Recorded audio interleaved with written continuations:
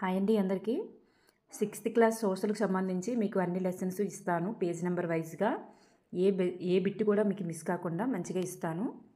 మీకు first lesson నుంచి 70 bits ఉన్నాయన్నమాట. ఇది 70 బిట్స్, ఒకటి కాదు రెండు కాదు. సో కేర్ఫుల్గా వినండి, చూడండి. ఇక్కడ ఫస్ట్ బిట్ మనం చూద్దాం. క్రింది వానిలో ఖగోళ వస్తువులు ఏవి? అసలు ఖగోళ వస్తువులు అంటే ఏంటో మీకు తెలియాలి. ఖగోళ వస్తువులు ఏవి మనకి కిందన ఇచ్చారనమాట, మైండ్ మ్యాపింగ్ ఇచ్చారు కదా కిందన. ఖగోళ వస్తువులు ఏమి అంటే పైవన్నీ కూడా అవుతాయి. అందులో ఏంటి అంటే పైవన్నీ అని మేడం ఎక్కువగా ఇస్తున్నారు కాబట్టి పైవన్నీ ఆన్సర్ అవుతుంది. సో అలా అని మీరు పెట్టుకోవడం కాకుండా అసలు పైవన్నీ దాంట్లో ఏంటేంటి ఇచ్చారు అనేది చూడండి. సూర్యుడు ఉంటారు, గ్రహాలు ఉంటాయి, సూర్యుని చుట్టూ గ్రహాలు తిరుగుతాయి. మరి గ్రహాల చుట్టూ తిరిగే ఉపగ్రహాలు, మరి గ్రహ శకలాలు లేదా ఆస్టరాయిడ్స్ అంటాం వాటినే. మరి ఉల్కలు, తోకచుక్కలు, ఇవన్నీ కూడా మనకి ఖగోళ వస్తువులే అంటారు. అంటే సూర్యుని చుట్టూ తిరిగే ప్రతి ఒక్కటి కూడా ఖగోళ వస్తువే. సూర్యుని చుట్టూ తిరిగే ప్రతి ఒక్కటి కూడా ఖగోళ వస్తువుగానే పరిగణిస్తాం. నెక్స్ట్ వన్, క్రింది వానిలో సరి అయినది ఏది? క్రింది వానిలో సరి అయినది ఏది? అక్కడ కిందనే మైండ్ మ్యాపింగ్ దాంట్లో ఇచ్చారు కదా, ఖగోళ వస్తువులు, దాని కిందన సౌర కుటుంబం, దాని కిందన గెలాక్సీ, దాని కిందన విశ్వం అని ఇచ్చాం. అంటే ఇదే మనకి లెసన్ లాస్ట్లో ఇచ్చారనమాట. లెసన్ లాస్ట్లో ఇచ్చారు. ఖగోళ వస్తువుల సముదాయాన్నే మరి సౌర కుటుంబం అంటాం. అంటే మన సూర్యుని చుట్టూ తిరిగేటటువంటి ఖగోళ వస్తువుల సముదాయమే మరి సౌర కుటుంబం. సూర్యుడు ప్లస్ సూర్యుని చుట్టూ తిరిగేటటువంటి ఖగోళ వస్తువుల సముదాయమే మరి సౌర కుటుంబం. మరి సౌర కుటుంబం అనేటటువంటిది గెలాక్సీలో ఒక భాగంగా ఉంటుంది. మరి కొన్ని గెలాక్సీల యొక్క సముదాయమే విశ్వము. సో ఇక్కడ మనకి పైవన్నీ కూడా సరి అయినవి. అంటే సూర్యుని చుట్టూ తిరిగే వస్తువుల సముదాయమే సౌర కుటుంబం. నెక్స్ట్ వన్, అలాగే సూర్యుడు, చంద్రుడు, భూమి, మరి రాత్రి ఆకాశంలో మెరుస్తున్నటువంటి వస్తువులన్నీ కూడా అంటే సూర్యుని చుట్టూ తిరిగే ప్రతి ఒక్కటి కూడా మనం ఏమేమి చెప్పుకుంటున్నాం? ఖగోళ వస్తువులని చెప్పుకుంటున్నాం. పగటిపూట మనం చంద్రుడిని, ప్రకాశవంతమైనటువంటి చిన్న వస్తువుల్ని, పగటిపూట మనం చంద్రుడిని మరియు ప్రకాశవంతమైనటువంటి చిన్న చిన్న వస్తువులను కూడా చూడలేకపోవడానికి గల కారణం ఏమిటి? చూడండి, పగటిపూట మనం చంద్రుడితో పాటు ప్రకాశవంతమైనటువంటి చిన్న చిన్న వస్తువులను కూడా చూడలేకపోవడానికి గల కారణం ఏమిటి? దానికి గల కారణం ఏంటంటే సూర్యుని యొక్క ప్రకాశవంతమైనటువంటి కాంతి వలన మాత్రమే. అదే సూర్యకాంతి లేదనుకోండి మనకు అవి కనిపిస్తాయి. సూర్యుని యొక్క ప్రకాశవంతమైనటువంటి కాంతి వలన మాత్రమే మనం అది చూడలేకపోతున్నాం. పెద్ద ఖగోళ వస్తువులు వేడిని మరియు కాంతిని పెద్ద మొత్తంలో విడుదల చేయడానికి గల కారణం. పెద్ద ఖగోళ వస్తువులు వేడిని, కాంతిని పెద్ద మొత్తంలో ఎందుకు విడుదల చేయడానికి గల కారణం అవి వాయువులను కలిగి ఉంటాయి కాబట్టి గుర్తుపెట్టుకోండి, వాయువులు. ఆకాశంలో సూర్యుడు, ఫర్ ఎగ్జాంపుల్ సూర్యుడు తీసుకోండి, వేడి కాంతిని రిలీజ్ చేస్తున్నారంటే సూర్యునిలో ఎక్కువగా వాయువులు ఉన్నాయని గుర్తుపెట్టుకోండి. ఆకాశంలో సూర్యుడు వంటి నక్షత్రాలు లెక్కలేనన్ని ఉన్నాయి. సూర్యుడు వంటివి చాలా ఉన్నాయి. సూర్యుడు ఒక్కటే కాదు, సూర్యుడు లాంటి కుటుంబాలు చాలా ఉన్నాయి. సూర్యుడు వంటి నక్షత్రాలు లెక్కలేనన్ని ఉన్నాయి. కానీ వాటి యొక్క కాంతి కానీ వేడి కానీ భూమిని చేరకపోవడానికి గల కారణం ఏమిటి? మరి సూర్యకాంతి ఒక్కటే మనకి చేరుతుంది, మరి మిగతా అలాంటి నక్షత్రాల యొక్క కాంతి మనకి ఎందుకు చేరట్లేదు? అవి భూమికి చాలా దూరంలో ఉన్నాయి. సో మనకి దగ్గరగా ఉన్నటువంటి సూర్యుడు, మనకి దగ్గరగా ఉన్నటువంటి కాంతిని, వేడిని ఇచ్చేటటువంటి నక్షత్రం ఏదంటే సూర్యుడు మాత్రమే. నెక్స్ట్ వన్, సొంతంగా వేడిని, కాంతిని పెద్ద మొత్తంలో విడుదల చేసేటటువంటి ఖగోళ వస్తువు ఏంటి? సొంతంగా కాంతిని కానీ వేడిని కానీ పెద్ద మొత్తంలో విడుదల చేసేటటువంటి ఖగోళ వస్తువునే నక్షత్రాలు అంటారు. సో ఫర్ ఎగ్జాంపుల్ మనకి సూర్యుడు ఒక నక్షత్రం. మరి చంద్రుడు మనకి నక్షత్రం అయినప్పటికీ కూడా అది సొంతంగా వేడిని, కాంతిని విడుదల చేయదు. ఓకేనండి, సూర్యుడు ఒక నక్షత్రం. నెక్స్ట్ వన్, చంద్రుడు ఉపగ్రహం అన్నమాట, నక్షత్రం కాదు, సారీ. నెక్స్ట్ వన్, మనం భూమిని చాలా దూరం నుండి చూస్తే మనం అన్నమాట ఇది, లేదా మన భూమిని, అది దీని వలె మెరుస్తున్నట్లుగా కనిపిస్తుంది. మనం భూమిని చాలా దూరం నుంచి గనక చూసామనుకోండి, అంటే ఆకాశం పైకి వెళ్ళి గనక చూస్తే మన భూమి ఎలా కనిపిస్తుంది అంటే అది కూడా చంద్రుని వలె కనిపిస్తుంది. చంద్రుని వలె మెరుస్తున్నట్లుగానే కనిపిస్తుందంట. ఈ క్రింది వానిలో సరికానిది ఏది? క్రింది వానిలో సరికానిది ఏది? సూర్యుడు ఒక పెద్ద నక్షత్రం, భూమి అనేది ఒక గ్రహం. భూమికి దగ్గరగా ఉన్నటువంటి నక్షత్రం చంద్రుడు అనేది రాంగు. భూమికి దగ్గరగా ఉన్నటువంటి నక్షత్రం సూర్యుడు కాబట్టి చంద్రుడు అనేది మన చుట్టూ తిరిగే, భూమి చుట్టూ తిరిగే ఒక ఉపగ్రహం. భూమి వలె సూర్యుని నుంచి వేడిని పొందేటటువంటి ఇతర గ్రహాల సంఖ్య 7. క్రింది వానిలో సొంతంగా వేడిని, కాంతిని కలిగి ఉండక నక్షత్రాల మీద ఆధారపడేది ఏమిటి? అది సొంతంగా వేడిని కానీ కాంతిని కానీ కలిగి ఉండదు, నక్షత్రాల మీద ఆధారపడుతుంది. ఏంటి? పైవన్నీ కూడా అంటే గ్రహాలు కూడా సొంతంగా వేడిని కాంతిని కలిగి ఉండవు, ఉపగ్రహాలు కూడా. అందుకే చంద్రుడు సొంతంగా వేడిని కాంతిని కలిగి లేరు. గ్రహ శకలాలు కూడా అంతే, ఉల్కలు కూడా అంతే, తోకచుక్కలు కూడా అంతే. ఇవి అన్నీ కూడా ఒక సూర్యుని తప్ప మిగతావన్నీ కూడా సొంతంగా వేడిని కాంతిని విడుదల చేయవు. సో పైవన్నీ ఆన్సర్. నక్షత్ర రాశుల గురించి తెలిపే క్రింది వాక్యాల్లో సరికానిది ఏమిటి? సరికానిది ఏమిటి? మరి వివిధ నక్షత్రాల సముదాయాన్ని నక్షత్ర రాశులు అంటాం. నక్షత్ర రాశుల పేర్లు అవి కనిపించేటటువంటి ఆకారాన్ని బట్టే పెట్టారనమాట. నక్షత్ర రాశులకు గల పేర్లు అవి కనిపించేటటువంటి ఆకారాన్ని బట్టి పెట్టారు. నక్షత్ర రాశులకు పక్షుల పేర్లను పెట్టారు అనేది రాంగ్ అనమాట. మరి ఉషా మేజర్ అన్నది నక్షత్ర రాశి. నక్షత్రాలకు అవి కనిపించే ఆకారాన్ని బట్టి వీటి పేర్లను పెట్టారు. జంతువుల పేర్లు, వస్తువుల పేర్లు, జీవుల పేర్లు. పైవన్నీ కూడా జంతువులు, వస్తువులు, జీవులు. చాలా తేలికగా గుర్తించగల నక్షత్ర రాశులలో ఇది ఒకటి. చాలా తేలికగా గుర్తించగల నక్షత్ర రాశులలో ఇది ఒకటి. పైవన్నీ ఈ మూడింటికి ఒకటే పేరు కదా. సో పైవన్నీ సప్తర్షి మండలం అన్నా పెట్టవచ్చు, బిగ్ బేర్ అన్నా పెట్టవచ్చు, వర్షా మేజర్ అన్నా పెట్టవచ్చు. ఈ మూడు ఒకదానికే చెందుతుంది అన్నమాట. బిగ్ బేర్ లేదా వర్షా మేజర్ లేదా సప్తర్షి మండలం అనున్నది ఎన్ని నక్షత్రాల సముదాయం? సప్తర్షి అంటే సప్త అంటే 7. సో మనకు పెట్టేస్తాం. బిగ్ బేర్ వర్షా మేజర్ అనేసరికి కన్ఫ్యూజ్ అవ్వకూడదు, 7 అని గుర్తుపెట్టుకోండి. ప్రాచీన కాలంలో ప్రజలకు రాత్రిపూట దిక్కులను గుర్తించడానికి తోడ్పడేవి. అప్పట్లో ప్రజలకు మరి రాత్రిపూట దిక్కులను గుర్తించడానికి తోడ్పడేవి ఏమిటి? నక్షత్రాల ఆధారంగానే వాళ్ళు ధ్రువ నక్షత్రం ఫర్ ఎగ్జాంపుల్ అనమాట. నక్షత్రం ఆధారంగానే వాళ్ళు రాత్రిపూట దిక్కులను గుర్తించేవారు. బిగ్ బేర్ వర్షా మేజర్కు సంబంధించి సరికానిది ఏమిటి? బిగ్ బేర్ లేదా వర్షా మేజర్కు సంబంధించి సరికానిది ఏమిటి? చూడండి, దీని సహాయంతోనే ధ్రువ నక్షత్రాన్ని గుర్తించవచ్చు. మరి దీనిని ఆకాశంలో గుర్తించడం కూడా చాలా సులభం. ఇందులో 8 నక్షత్రాలు కలవు అనేది రాంగు. ఇది ఒక నక్షత్ర రాశి. నెక్స్ట్ వన్, ధ్రువ నక్షత్రం ఎల్లప్పుడూ సూచించేటటువంటి దిక్కు ఏమిటి? ఏం దిక్కును సూచిస్తుంది? ఉత్తర దిక్కునే సూచిస్తుంది. భూమికి కాంతిని మరియు వెలుతురుని ఇచ్చేది ఏమిటి? భూమికి కాంతిని వెలుతురును ఏవి ఇస్తుంది? సూర్యుడు మాత్రమే ఇస్తారు. చాలా చాలా ఇంపార్టెంట్. సూర్యుడు మాత్రమే భూమికి కాంతిని వెలుతురుని ఇస్తారు. సౌర వ్యవస్థ అనగా సూర్యునితో పాటు గ్రహాలు, ఉపగ్రహాలు, గ్రహశకలాలు, ఉల్కలు, తోకచుక్కలు ఇవన్నీ కూడా సౌర వ్యవస్థే. సూర్యునికి సంబంధించి సరికానిది ఏమిటి?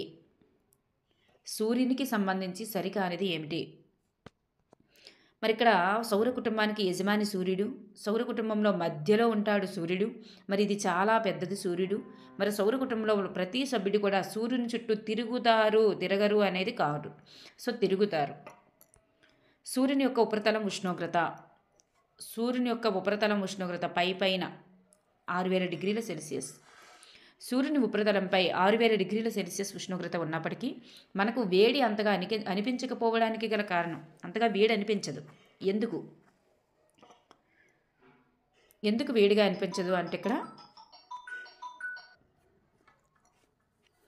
దానికి మెయిన్ రీజన్ ఏంటంటే సూర్యుడు భూమికి చాలా దూరంగా ఉండడం వలన.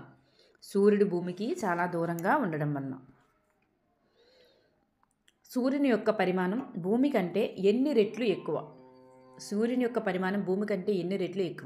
లేదా సూర్యునిలో మొత్తంగా ఎన్ని భూములు ఇమిడిపోగలవు? 2 బిట్లలో ఏదడినా ఒకటే ఆన్సర్.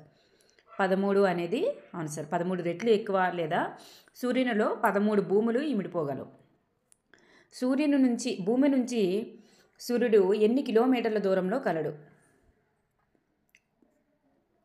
15 కోట్ల కిలోమీటర్లు లేదా 150 మిలియన్ కిలోమీటర్లు.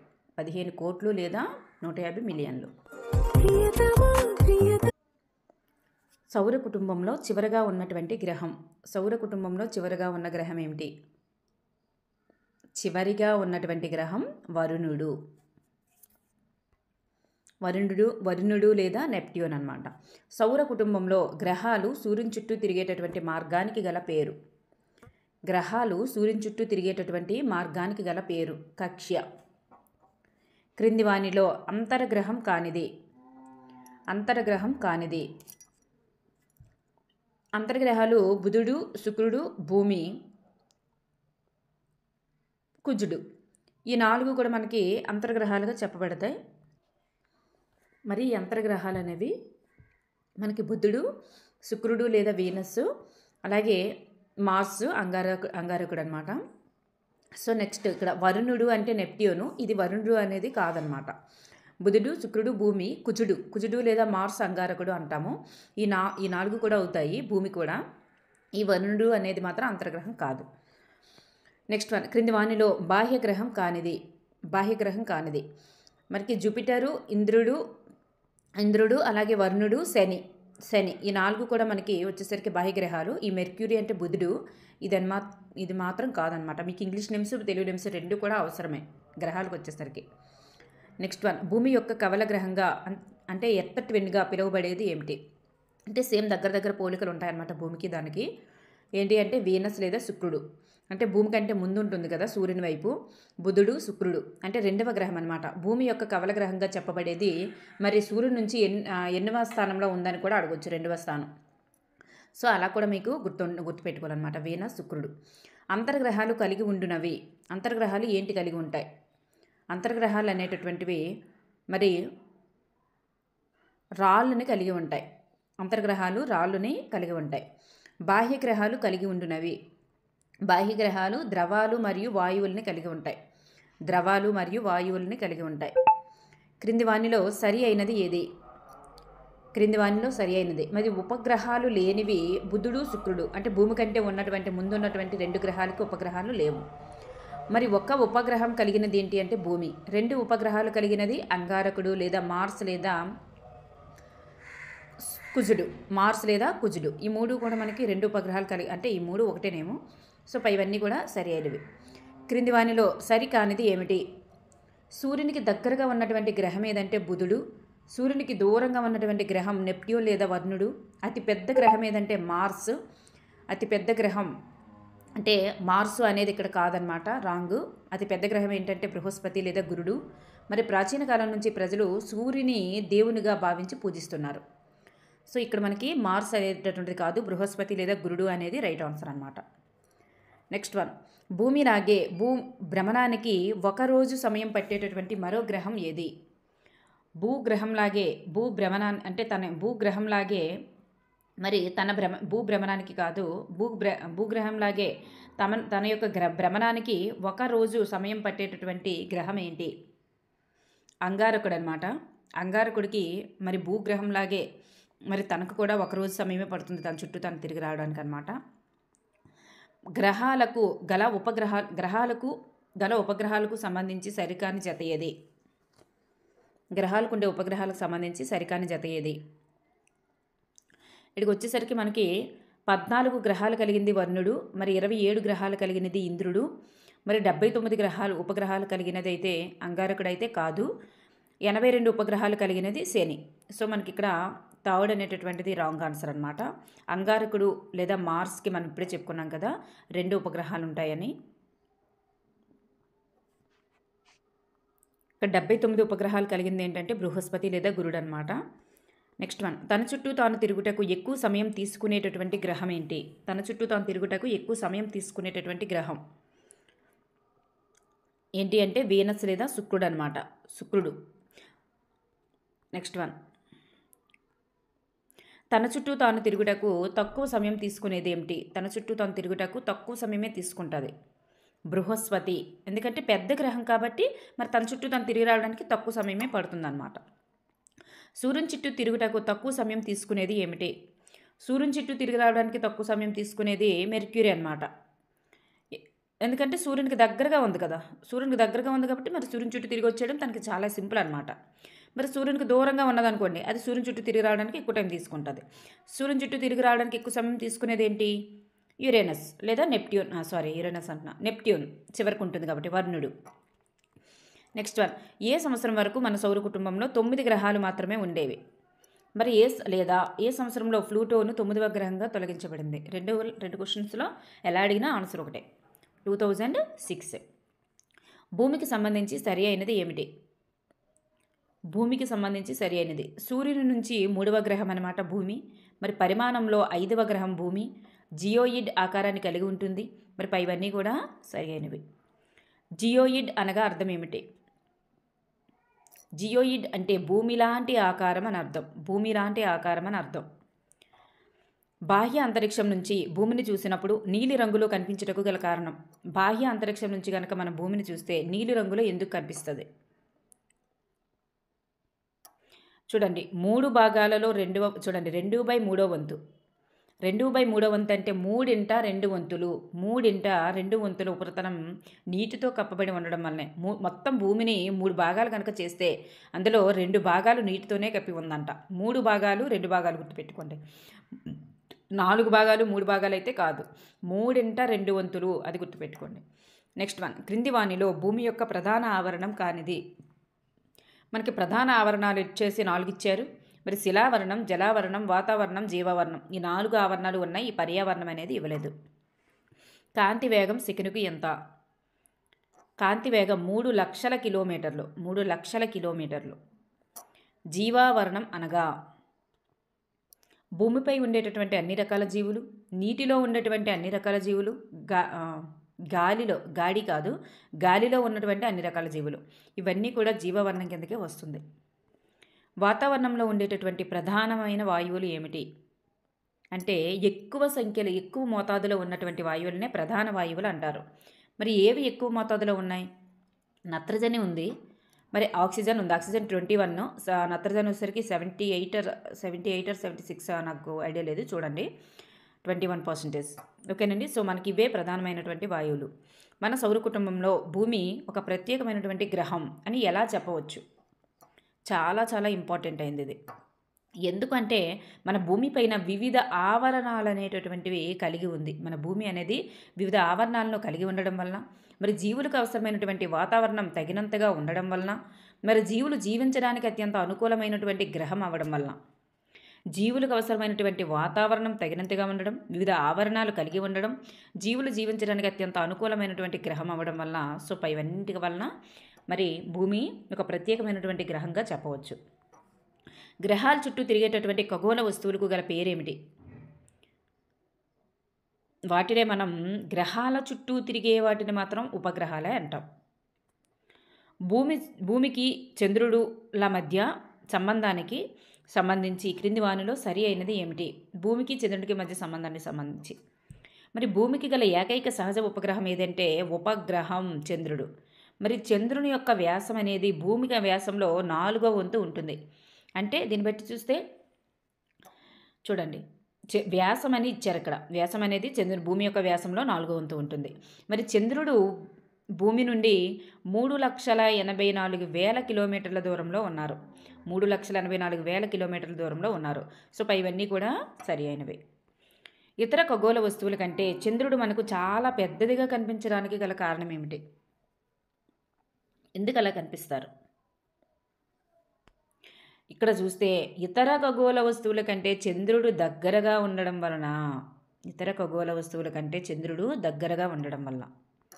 చంద్రుడు భూమి చుట్టూ తిరగడానికి ఒకసారి తిరిగి రావడానికి పట్టే సమయం, 27 రోజులు. మరి చంద్రుని యొక్క భ్రమణానికి పట్టే సమయం, చంద్రుడు తన చుట్టూ తాను ఇలా తిరిగి రావడానికి పట్టే సమయం, తన చుట్టూ తాను తిరిగి రావడానికి కూడా సేమ్ అంతే సమయం పడుతుంది. చంద్రుడు యొక్క ఒకవైపు మాత్రమే భూమిపై మనకు కనిపించడానికి గల కారణం, చంద్రుడు ఒకవైపు మాత్రమే మనకి భూమిపై ఉన్న వాళ్ళకు ఎప్పుడూ ఒకవైపు మాత్రమే కనిపించడానికి గల కారణం మరి చంద్రభ్రమణానికి అంటే చంద్రుడు తన చుట్టూ తాను తిరిగి రావడానికి, చంద్రుడు భూమి చుట్టూ తిరిగి రావడానికి పట్టు సమయం సమానంగా ఉండడం వలన మాత్రమే చంద్రుడు మనకి ఒకవైపు మాత్రమే కనిపిస్తారు. చంద్రునికి సంబంధించి సరి అయినది ఏది? చంద్రునిపై జీవులు జీవించడానికి అనుకూలమైనటువంటి పరిస్థితులు లేవు. మరి అక్కడ పర్వతాలు, మైదానాలు, గుంతలు ఉన్నాయి. మరి ఈ పర్వతాలు, మైదానాలు, గుంతల వలనే నీడలు అనేటటువంటివి ఏర్పడుతున్నాయి. సో ఇవన్నీ కూడా సరి అయినవి. చంద్రుని యొక్క ఉపరితలంపై అడుగుపెట్టినటువంటి మొదటి వ్యక్తి ఎవరు? చంద్రుని యొక్క ఉపరితలంపై అడుగుపెట్టిన మొదటి వ్యక్తి ఎవరు? మొదటి వ్యక్తి ఇతను అమెరికాకు చెందినటువంటి వ్యక్తి. మరి మన ఇండియా వ్యక్తి అయితే కాదు, నీల్ ఆర్మ్స్ట్రాంగ్. మరి మన ఇండియా వ్యక్తి ఎవరనేది తర్వాత చూద్దాం. నీల్ ఆర్మ్స్ట్రాంగ్ మరి చంద్రునిపై ఎప్పుడు అడుగుపెట్టారు? 1969 జూలై 21. అంతరిక్షంలో ఉన్నటువంటి భారతీయ ఉపగ్రహాలు ఏమిటి?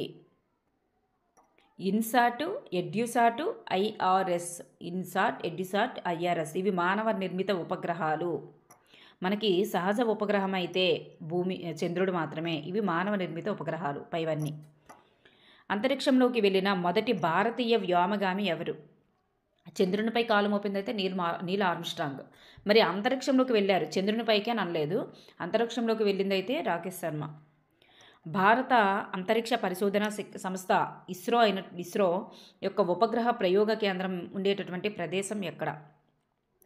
ఉపగ్రహాలకు సంబంధించిన ప్రయోగ కేంద్రం అనేది శ్రీహరికోటలో ఉంది. భారత అంతరిక్ష పరిశోధన సంస్థ మరి ఇస్రోకు ఎవరి జ్ఞాపకార్థం పేరును మార్పు చేయడం జరిగింది? సతీష్ ధావన్ యొక్క జ్ఞాపకార్థము పేరుని మార్పు చేయడం జరిగింది. సతీష్ ధావన్ స్పేస్ సెంటర్ అని అంటామన్నమాట. శ్రీహరికోట హై ఆల్టిట్యూడ్ రేంజ్ అని కూడా అంటారు. నెక్స్ట్ ఎస్హెచ్ఏఆర్ అనగా అర్థం ఏమిటి? శ్రీహరికోట హై ఆల్టిట్యూడ్ కాదు, ఆల్టిట్యూడ్. అది స్పెల్లింగ్ రాంగ్ వచ్చింది, చూసుకోండి please. Altitude range. Sriharikota high altitude range. అంగారక గ్రహ వాతావరణం స్థలాకృతిని అన్వేషించడానికి ఇస్రో ప్రారంభించినటువంటి మిషన్ ఏమిటి? చూడండి, ఏ గ్రహము అనేది గుర్తుపెట్టుకోండి. అంగారకుడు లేదా మార్స్, కుజుడు అని కూడా మీరు గుర్తుపెట్టుకోవాలి. అంగారకుడు లేదా మార్స్ లేదా కుజు గ్రహం యొక్క వాతావరణం స్థలాకృతిని అన్వేషించడానికి ఇస్రో ప్రారంభించిన మిషన్ ఏంటంటే ఇదనమాట. ఈ 3 మాస్ ఆర్బిటల్ మిషన్ అనొచ్చు, మామ్ అనొచ్చు, మంగళయాన్ అనొచ్చు. మాస్ ఆర్బిటల్ మిషన్ అంటే మామ్ యొక్క పూర్తి పేరు. మాము, మంగళయాన్ ఏ పేరు ఇచ్చినా మీరు ఆన్సర్ పెట్టగలగాలి. అంగారకుడు, మార్సు, కుజుడు ఈ 3 పేర్లు కూడా ఒకదానికి సంబంధించినవి. ఇవన్నీ ఆన్సర్. మంగళయాన్ను అంగారక గ్రహంపై ప్రయోగించినటువంటి తేదీ ఎప్పుడు? మరి ఈ మంగళయాన్ను అంగారక గ్రహం పైన ఎప్పుడు ప్రయోగించారు? 2014 సెప్టెంబర్ 24న ప్రయోగించారు. అంగారక గ్రహాన్ని చేరుకున్నటువంటి దేశాల జాబితాకు సంబంధించి సరి అయిన క్రమం మరి ఏది ఫస్ట్ ఏది సెకండ్ అలా చూసుకుంటే సోవియట్ స్పేస్ ప్రోగ్రామ్ ఫస్ట్, తర్వాత నాసా 2వ ప్లేసు, యూరోపియన్ స్పేస్ ఏజెన్సీ అనేది 3వ ప్లేస్ అయితే మన ఇస్రో అనేది 4వ స్థానం. Soviet space program first, NASA second, European space agency అనేది 3, నెక్స్ట్ 4 అనేది ఇస్రో అనమాట. అంగారక గ్రహాన్ని చేరుకున్నటువంటి మరి మన ఇండియా ఎన్నవ ప్లేసు అంటే ఇండియా 4వ స్థానం. అంటే ఇండియాకు సంబంధించింది ఇస్రో కాబట్టి. నాసా అనేది అమెరికా. నెక్స్ట్ వన్, సూర్యుని చుట్టూ తిరిగేటటువంటి రాతి వస్తువులను ఏమంటారు? రాతి వస్తువులనే గ్రహ శకలాలు లేదా ఆస్టరాయిడ్స్ అంటాం. చాలా సంవత్సరాల క్రితం పేలినటువంటి గ్రహం యొక్క భాగాలుగా శాస్త్రవేత్తలు అభిప్రాయపడినవి ఏమిటి? పేలిన గ్రహం యొక్క భాగాలుగా చెప్పబడేవే గ్రహ శకలాలు లేదా ఆస్టరాయిడ్స్. ఉల్కలకు సంబంధించి సరికానిది ఏమిటి? మరి ఉల్కలు సూర్యుని చుట్టూ తిరిగేటటువంటి చిన్న చిన్న రాళ్ళు భూమికి దగ్గరగా వచ్చి దానిపై పడిపోతాయి. మరి గాలితో సంఘర్షణ కారణంగా వేడెక్కి కాలిపోయి వెలుతురుని కలుగజేస్తాయి. మరి పూర్తిగా కాలిపోయిన సందర్భంలో ఉల్కాపాతం భూమిపై పడి గుంతలు సృష్టిస్తుంది అన్నారు. పూర్తిగా కాలిపోయినప్పుడు కాదు, పూర్తిగా కాలదు, సగం కాలడం, పూర్తిగా కాలకపోవడం వలన అవి భూమిపై పడిపోయి ఈ ఉల్కాపాతం పెద్ద పెద్ద గోతుల్ని గుంతలని సృష్టిస్తుంది అనమాట, కాలకపోవడం వలన. సో 4 అనేది సరికాదు. హేలీ తోకసుక్కకు సంబంధించి సరికానిది ఏమిటి? హేలీ తోకసుక్క అనేది మరి ఇది తల తోకతో కనిపించేటటువంటి ఖగోళ వస్తువు.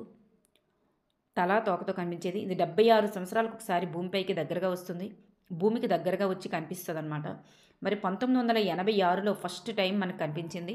మరి 2061లో మళ్ళీ కనిపిస్తుంది, 61లో. సో 4 అనేది సరికాదు. గెలాక్సీకి సంబంధించి సరికానిది ఏమిటి? కొన్ని కోట్ల నక్షత్రాల సముదాయం గెలాక్సీ. గెలాక్సీలో మన సౌర కుటుంబం ఒక భాగము.